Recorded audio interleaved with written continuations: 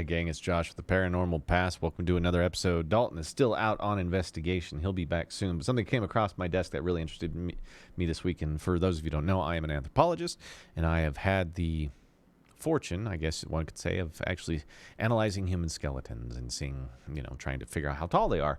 And this article that came across my desk was titled, "Have Giant Skeletons Been Found in Ecuador?" And that one always piques my interest.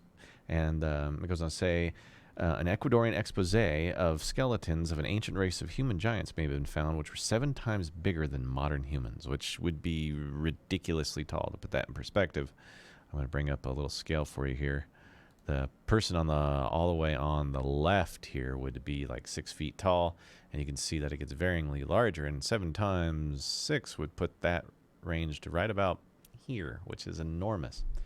And whether that's real or not, I don't know, but according to a research team led by the British anthropologist Russell Dement, strikingly tall skeletons have been uncovered in the Amazon region of Ecuador and Peru, and they are undergoing examination in Germany. A half dozen human skeletons, so 6 human skeletons from the early 1400s, 1500s were confirmed to have been discovered. They were varying from 7 to 8 feet tall in height. And that would be enormous. That would probably put them closer to this range right in here, because that would make them extremely tall human beings.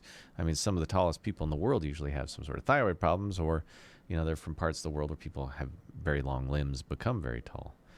We kind of see giants today because you can go look at basketball players who end up hitting the 7-foot mark, and they are like giants that walk the earth in modern days. And the idea that giants have been on earth is not a new one by any stretch of the imagination. The Mesopotamian legends tell of giants all over the earth that were walking it. The Bible talks about, the Philistines being giants themselves.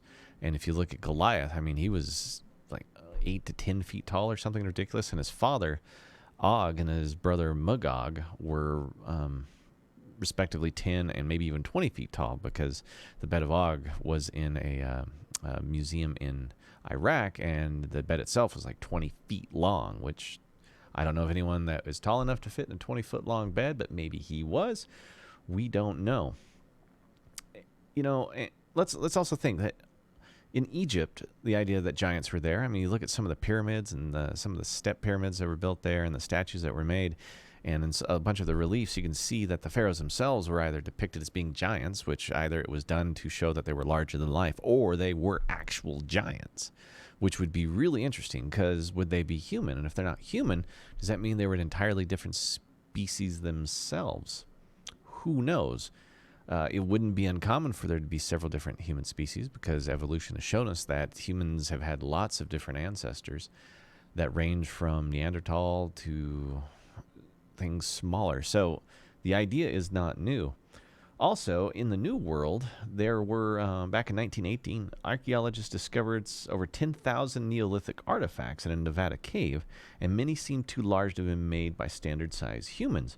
A male and female skeleton were also found. The male was said to be 8 feet tall, and the skulls are on display at the Humboldt County Museum. Now, the rest of the skeleton's missing, but you can go and take a look at these skulls and actually see that their proportions are larger than life, which would be ridiculous. And it's not the first time tools have popped up around the world that are too big for humans to wield. In this picture, this came from one of the museums in Iraq before the wars, and you can see that the axe heads themselves are almost as tall as the lady in the photo, who's probably between 5'8" and 5'5". So this axe would be, you would not be able to wield it. You would have to be a person probably in excess of 15 feet to wield such a weapon. Now, either these things are ceremonial, or they were actually intended to be weapons. I mean, there's even examples of katana blades in Japan that are so large and so long that somebody of an average stature would not be able to wield them. And the idea that I'm getting at here is that the idea and legend of giants throughout the world is not a new world thing or an old world thing. It is a whole world thing, and people have been talking about it for a very, very long time. And I think a lot of that evidence has been collected and secretly locked up in museums like the Smithsonian and other large institutions around the world, because the idea that we're number one on the pecking order for being humans is one that we like to stick with. And if there's something else out there that knocks us off the top, well, that just wouldn't do, because it's how we operate. So there's plenty of legends out there about giants. I recommend you start looking them up. You can look for them in Native American folklore. You can find them in German folklore, Mesopotamia folklore. There are all kinds of things out of the Middle East. The Bible talks about it a lot. So plenty of things for you to digest out there. Guys, go ahead and remember to ring that bell, like what you see, continue to follow us for all the new content that we will be coming out with.